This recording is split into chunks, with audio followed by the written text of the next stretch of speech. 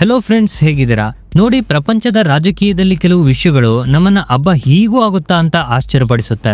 ಕೆಲವು ನಮ್ಮನ್ನ ಯೋಚನೆ ಮಾಡೋ ಹಾಗೆ ಮಾಡುತ್ತೆ. ಈಗ ಇಂಡಿಯಾ ಮತ್ತು ಕೆನಡಾ ವಿಷಯದಲ್ಲೂ ಅದೇ ಆಗ್ತಾ ಇರೋದು. ಒಂದು ಕಡೆ ಖಲಿಸ್ತಾನಿ ವಿಷಯವಾಗಿ ಕೆನಡಾ ಜೊತೆ ನಮ್ಮದು ದೊಡ್ಡ ಜಗಳನೆ ನಡೀತಾ ಇದೆ. ನಮ್ಮ ಸಂಬಂಧ ಅಷ್ಟಕ್ಕಷ್ಟೇ ಇದೆ. ಆದ್ರೆ ಆಶ್ಚರ್ಯ ಏನಂದ್ರೆ, ಅದೇ ಕೆನಡಾ ನಮ್ಮ ಪ್ರಧಾನಿ ನರೇಂದ್ರ ಮೋದಿ ಅವರನ್ನ G7 ಮೀಟಿಂಗ್ ಗೆ ಸ್ಪೆಷಲ್ ಆಗಿ ಕರೆದಿದೆ. ಈ G7 ಅಂದ್ರೆ ಪ್ರಪಂಚದ 7 ದೊಡ್ಡ ದೊಡ್ಡ ಪವರ್ಫುಲ್ ದೇಶಗಳ ಒಂದು ಗುಂಪು. ಒಬ್ರಿಗೊಬ್ರು ಬೈಕೊಳ್ಳೋ ದೇಶಗಳು ಇಷ್ಟು ದೊಡ್ಡ ಮೀಟಿಂಗ್ ಅನ್ನ ಹೇಗೆ ಸೇರ್ತಾರೆ? ಈ ರೀತಿ ಕರೆಯೋದ್ರ ಹಿಂದೆ ಏನಿದೆ ಅಸಲಿ ಕಾರಣ? ಈ 7 ದೊಡ್ಡ ದೇಶಗಳಿಗೆ ಈಗ ಇಂಡಿಯಾದ ಅವಶ್ಯಕತೆ ಯಾಕೆ ಬಂತು? ಬನ್ನಿ ಇವತ್ತಿನ ವಿಡಿಯೋದಲ್ಲಿ G7 ಮತ್ತು ಇಂಡಿಯಾದ ನಡುವೆ ಬದಲಾಗ್ತಿರೋ ಈ ಸಂಬಂಧದ ಅಸಲಿ ಕತೆ ಏನು ಅನ್ನೋದನ್ನ ಡೀಟೇಲ್ ಆಗಿ ತಿಳಿಯೋಣ. ಮೊದಲಿಗೆ ಈ G7 ಗುಂಪು ಅಂದ್ರೆ ಏನು ಅಂತ ಶಾರ್ಟ್ ಆಗಿ ತಿಳ್ಕೊಳ್ಳೋಣ. G7 ಅಂದ್ರೆ ಗ್ರೂಪ್ ಆಫ್ 7. ಇದರಲ್ಲಿ America, Britain, Canada, France, Germany, Italy, Japan ನಂತಹ ದೇಶಗಳಿದೆ. ಇವು ಪ್ರಪಂಚದಲ್ಲೇ ತುಂಬಾನೇ ಮುಂದುವರೆದ ದೊಡ್ಡ ದೊಡ್ಡ ಫ್ಯಾಕ್ಟರಿ ಬಿಸ್ನೆಸ್ ಇರೋ ದೇಶಗಳು. ಪ್ರಪಂಚದ ಅರ್ಧದಷ್ಟು ದುಡ್ಡು ಈ ದೇಶಗಳಲ್ಲೇ ಇದೆ. ಇಂತಹ ದೊಡ್ಡ ಕ್ಲಬ್ ನಲ್ಲಿ ನಾವು ಮೆಂಬರ್ ಅಲ್ಲ. ಆದ್ರೂ ಕಳೆದ ಕೆಲವು ವರ್ಷಗಳಿಂದ ನಮ್ಮನ್ನ ಔಟ್ ರೀಚ್ ಪಾರ್ಟ್ನರ್ ಅಂತ ಸ್ಪೆಷಲ್ ಆಗಿ ಕರೀತಾ ಇದ್ದಾರೆ. ಇದು ಪ್ರಪಂಚದ ಮಟ್ಟದಲ್ಲಿ ನಮ್ಮ ದೇಶಕ್ಕೆ ಸಿಗ್ತಾ ಇರೋ ಗೌರವಕ್ಕೆ ಸಾಕ್ಷಿ. ಆದ್ರೆ ಈ ಸಲ ಕೆನಡಾ ಕರೆದಿರೋದು ತುಂಬಾನೇ ಸ್ಪೆಷಲ್. ಯಾಕಂದ್ರೆ 2 ದೇಶಗಳ ಮಧ್ಯೆ ಮಾತಿನ ಜಗಳ ನಡೀತಾ ಇರುವಾಗ ಈ ರೀತಿಯ ಕರೆ ಬಂದಿದೆ. ಇದು ಸುಮ್ನೆ ಮರ್ಯಾದೆಗೆ ಕರೆದಿದ್ದಲ್ಲ, ಇದ್ರ ಹಿಂದೆ ಪಕ್ಕಾ ಏನೋ ಪ್ಲಾನ್ ಇದೆ. ಕೆನಡಾ ಏನ್ ಹೇಳೋಕೆ ಟ್ರೈ ಮಾಡ್ತಾ ಇದೆ ಅಂದ್ರೆ, ನೋಡಿ, ನಿಮ್ಮ ವೈಯಕ್ತಿಕ ಜಗಳಕ್ಕಿಂತ ಪ್ರಪಂಚದ ಸಮಸ್ಯೆಗಳೇ ದೊಡ್ಡವು. ಮತ್ತು ಈ ಟೈಮಲ್ಲಿ ಇಂಡಿಯಾನ ದೂರ ಇಟ್ಕೊಂಡ್ರೆ ತಮಗೆ ಲಾಸ್ ಅಂತ ಅವರಿಗೆ ಗೊತ್ತಿದೆ.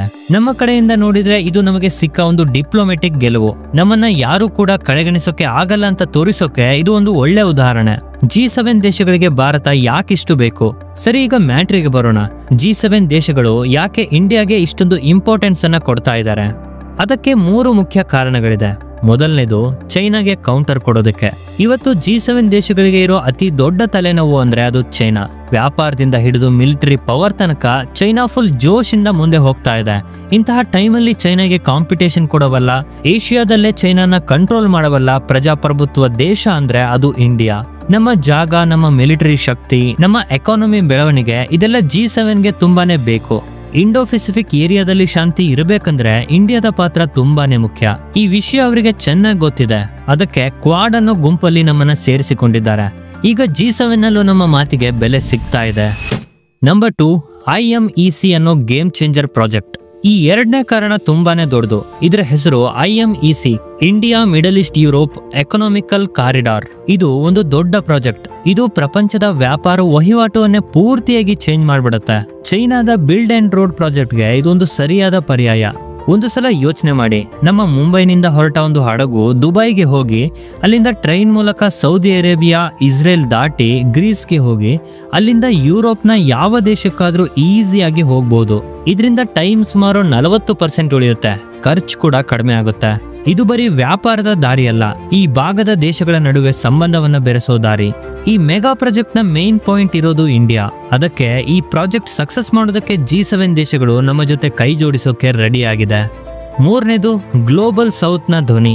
3ನೇ ಕಾರಣ, ಭಾರತ ಈಗ voice of the global south ಆಗಿದೆ. ಅಂದ್ರೆ ಜಗತ್ತಿನಲ್ಲಿರೋ ಬಡ, ಇನ್ನು ಬೆಳೀತಾ ಇರೋ ದೇಶಗಳ ಪರವಾಗಿ ಮಾತಾಡೋ ಲೀಡರ್ ಆಗಿದೆ. ಕಳೆದ ವರ್ಷ ನಾವು G20 ಮೀಟಿಂಗ್ ಅನ್ನ ನಡೆಸಿದ್ದೆ ಇದಕ್ಕೆ ಬೆಸ್ಟ್ ಉದಾಹರಣೆ.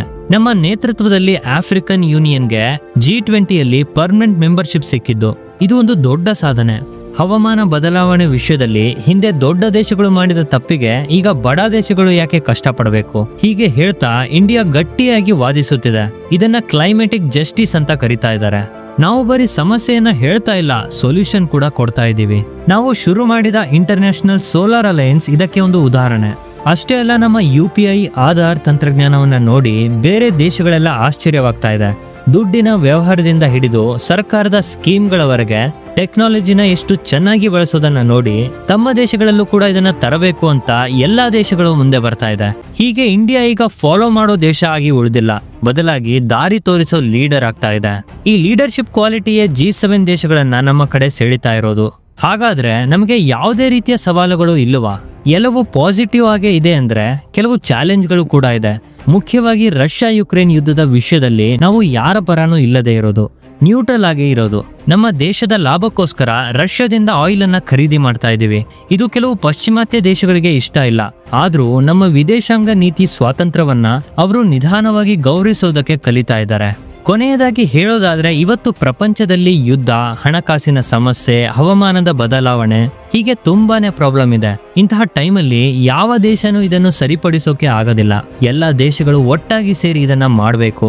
ಆ ಸಾಲಿನಲ್ಲಿ 140 ಕೋಟಿ ಜನಸಂಖ್ಯೆ ಇರೋ ಪ್ರಪಂಚದ 4ನೇ ಅತಿ ದೊಡ್ಡ ಆರ್ಥಿಕತೆಯನ್ನ ಹೊಂದಿರುವ ಸ್ಪೀಡ್ ಆಗಿ ಬೆಳೀತಾ ಇರೋ ಇಂಡಿಯಾವನ್ನ ಪಕ್ಕಕ್ಕೆ ಇಡೋಕೆ ಆಗೋದೇ ಇಲ್ಲ. G7 ಮೀಟಿಂಗ್ ನಮಗೆ ಬರೀ ಒಂದು ಸ್ಟೇಜ್ ಅಲ್ಲ, ಅದು ನಮ್ಮ ಶಕ್ತಿಯನ್ನ, ನಮ್ಮ ಐಡಿಯಾಗಳನ್ನ ಪ್ರಪಂಚಕ್ಕೆ ತೋರಿಸೋಕೆ ಒಂದು ಅವಕಾಶ. ಈ ಮೀಟಿಂಗ್ ಜೊತೆ ನಮ್ಮ ಪ್ರಧಾನಿ ಅಮೆರಿಕ, ಜಪಾನ್, ಫ್ರಾನ್ಸ್ ನಂತಹ ದೇಶಗಳ ಲೀಡರ್ ಜೊತೆ ಮಾತಾಡಬಹುದು. ಇದರಿಂದ ನಮ್ಮ ವ್ಯಾಪಾರ ಮತ್ತು ರಕ್ಷಣಾ ಸಂಬಂಧಗಳು ಕೂಡ ಗಟ್ಟಿಯಾಗುತ್ತೆ. ಒಟ್ಟಿನಲ್ಲಿ ಇಂಡಿಯಾ ಮತ್ತು G7 ಸಂಬಂಧ ಈಗ ಇನ್ನೂ ಗಟ್ಟಿ ಆಗ್ತಾ ಇದೆ.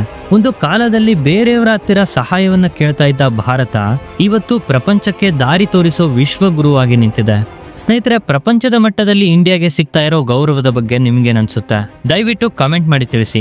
ಈ ವಿಡಿಯೋ ಇಷ್ಟ ಆಗಿದ್ರೆ ಲೈಕ್ ಮಾಡಿ, ಮತ್ತೆ ಇಂತಹ ಒಳ್ಳೆ ಮಾಹಿತಿಗಾಗಿ ನಮ್ಮ ಚಾನೆಲ್ ಅನ್ನು ಸಬ್ಸ್ಕ್ರೈಬ್ ಮಾಡಿ. ಜೈ ಹಿಂದ್, ಜೈ ಕರ್ನಾಟಕ.